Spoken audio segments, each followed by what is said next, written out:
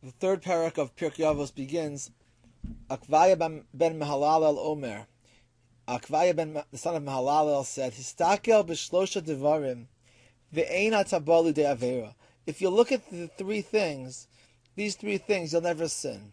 Da, you should know, me'ayin basa, from where you come, la'an ata holech, and to where you're going, v'lifnei mi ata asid litain din v'cheshbon, and before whom you will ultimately give your judgment, your account. Me'ayin basa, the Mishna goes on to explain. Where do you come from? Mitipar srucha, from a small droplet.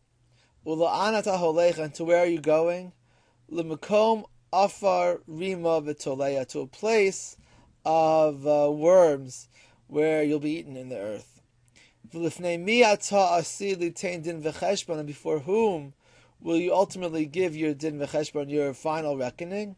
Lifnei melech malchei hamlachim hakadosh baruch hu, before God, the King of the world, hakadosh baruch hu.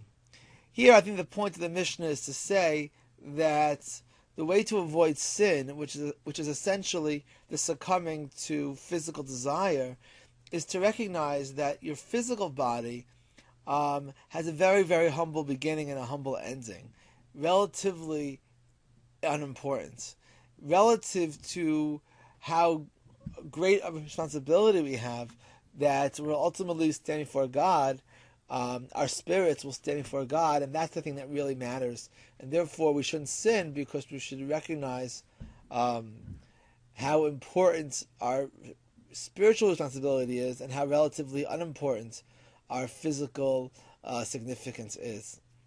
Mishnah Beis. Rabbi Chanina Skan HaKohanim Omer. Rabbi Chanina said, Havi misbalel b'shlomo shel malchus, you should daven for the welfare of the government.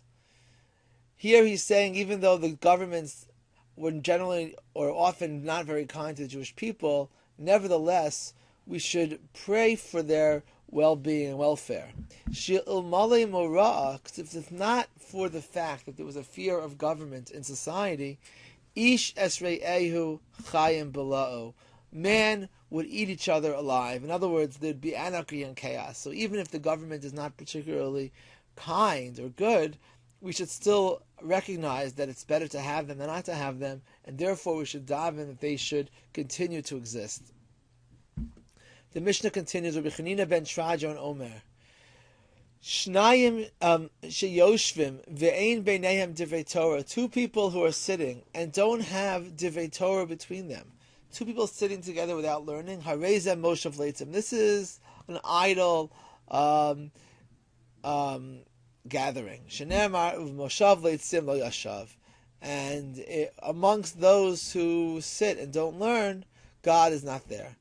Aval, however, Shnayim sheyoshvim ve'yesh beinehem divrei Torah. Two people are together and are learning Torah together. Shechina shruya beinehem. The Shechina is amongst them. Shenemar, because the pasuk says, "Oz nidbru yirei Hashem ish avayehu."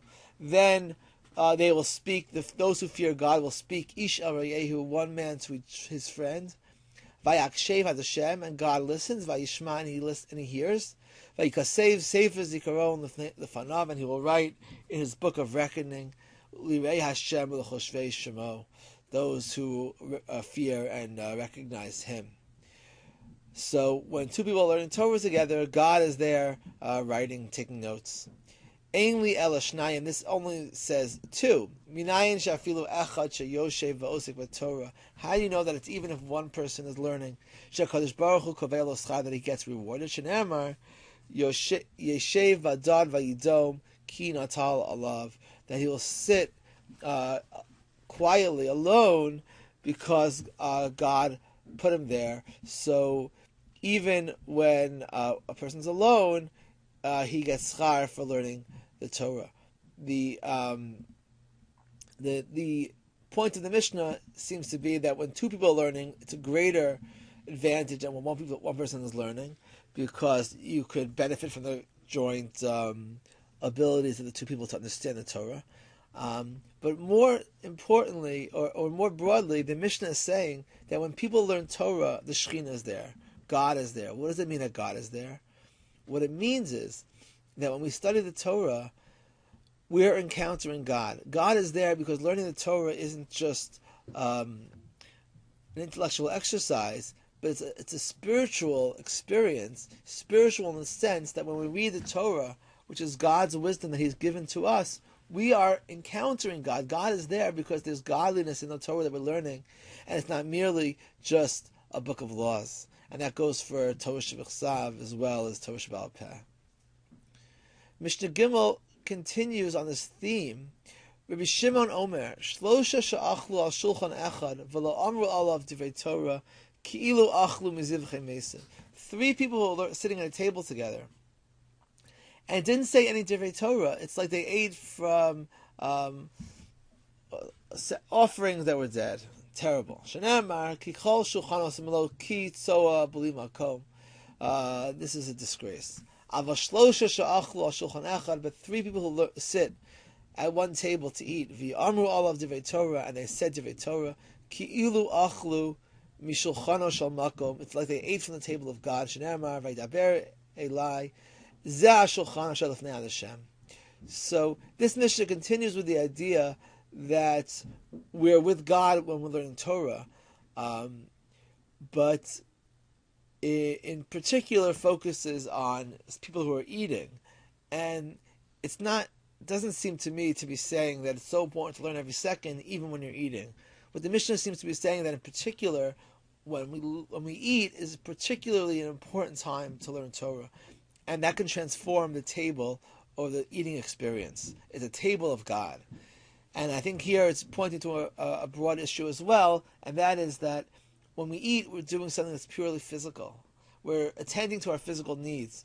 And what the Mishnah is saying is that when you engage in that activity, you can transform that physical activity into something spiritual when you uplift it and bring Torah to the table and show that you're not just feeding your body, but you're feeding your body for the purpose of serving God, as opposed to just to satiate physical desire. And Dvar Torah at a meal, what the Mishnah is saying, is what can transform that experience from a place of Zivchei Mesim to a table of the Shulchan of HaKadosh Baruch Hu. Mishnah Dalet. Rabbi Chanina ben Chakinoi Omer. Haneir Balayla, if someone is awake at night, V'amahalech b'derech echidi, and or traveling alone, V'amafana libo levatala, and someone who directs his thought to nothingness. So it's not clear if the person here did all 3 at the same time or any one of them, but the idea is that someone's awake at night, which is considered a dangerous time, or traveling alone, which increases the danger. And we have a tradition that if someone's learning while he's in a dangerous situation, the learning Torah will protect him. But here, he doesn't do that. So he puts himself in harm's way without taking any precaution to seek protection. This person is responsible for his life. Meaning to say, not that he deserves to lose his life, but if he does get harmed, it's his own fault because he put himself in that dangerous situation. If a person puts himself into dangerous way, he's responsible for the danger that can come. Mishnah Hey. Rabbi Nechunya ben Akana Omer. Kol hamakabel olav ol Torah, whoever accepts upon himself the yoke of Torah, ma'avirim mimenu, we remove from him the yoke, the ol of malchus, of government, which likely refers to taxes, the ol derech eretz, and the yoke of derech eretz, which probably means the need to work for a living.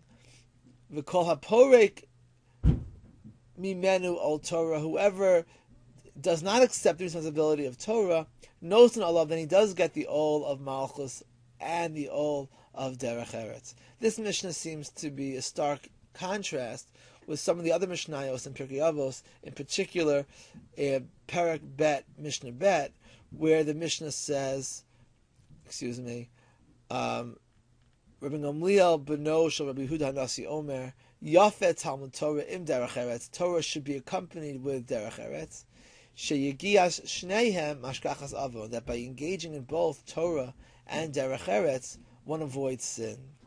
And the Mishnah continues, Kol Torah she'eini malacha, whoever learns without work, Sofa betela v'goreres avon leads to sin. In other words, Torah without work to accompany it. So this Mishnah seems to say the opposite, that work is a punishment, and if you're successful in your Torah, you won't need to work, you won't need the ol of Derech Eretz. So there's a few ways to reconcile this Mishnah. It's possible that the Mishnayos and the authors of the Mishnayos are disagreeing with each other. It's also possible that the word Derech Eretz might have different meanings in the different Mishnayos. But what seems to me is that the language used here in particular is ol, is yoke. And I think that what this Mishnah is saying is that it's good to have derech eretz, it's good to work, it's good to engage in the world, to do something productive for society, aside from Torah study. It's good for yourself and it's good for the society.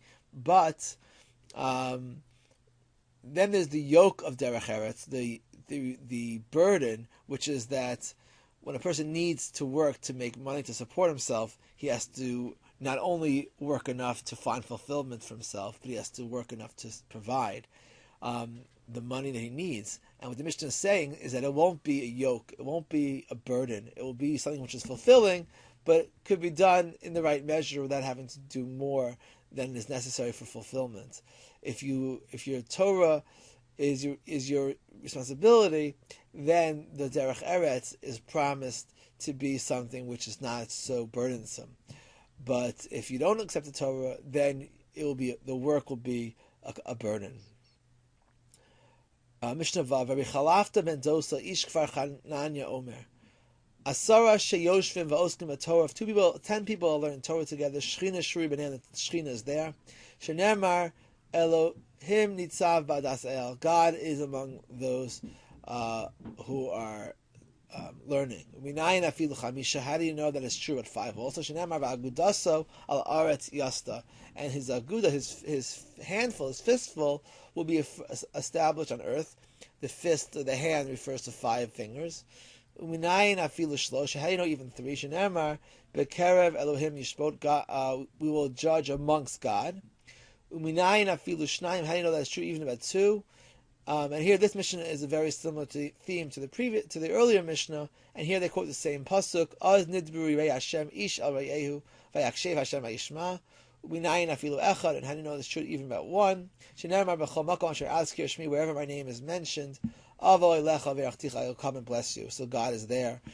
Different pasuk for the 1 than the earlier Mishnah, but the 2 is the same. The Mishnah here adds 5 and 10, and the Gemara in Brachos goes on to explain what's the need for all of them. If it's true about 1, it's certainly true about 3, 5, and 10. Essentially, God's presence is more intimate in those cases when there's more people.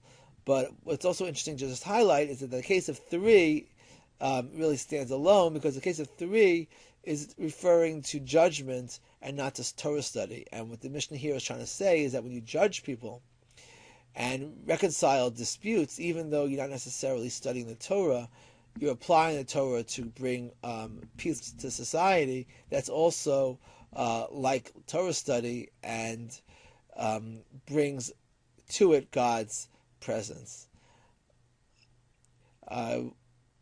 We'll do one more Mishnah. Rabbi Elazar ish bar Tusa Omer, Tein lo mishalo, give God His, Shatav v'shalcha shalo, because you and that which is yours is His. Meaning, give tzedakah or give to the mikdash. Be generous because everything you have is really God's. V'chein v'David hu Omer, David says this, Ki mimcha hakol, everything I have is from you. Umiyadacha nasanu lach, and from yours I have given to you. Rabbi Shimon Omer, hamahalech b'derech v'shoneh, if someone's traveling and is learning, umafsik mi mishnaso, and stops learning, v'omer, and says, mana ilan zeh, mana nir zeh, how beautiful is this tree or this forest, ma'ale alav hakasuv ki'ilu mischayev v'nafsho, he is responsible for his own life. Here too the Mishnah seems to be saying that you stop learning, you become vulnerable to the dangers of the road, and therefore you've taken the risk in your own hands. Here the Mishnah seems to imply that it's more important to be learning than it is to be observing the beauty of God's world that He's created. although some interpret the Mishnah in the opposite way, that what it means is that if someone considers it to be a hefsek, if someone doesn't see the relationship between learning and Torah and God's world, but thinks that it's an interruption and that they're two separate entities and experiences, and Torah is one thing but is unrelated to the world that God's created, then you have failed to internalize the message of the Torah, and therefore that is the failing that the Mishnah is referring to.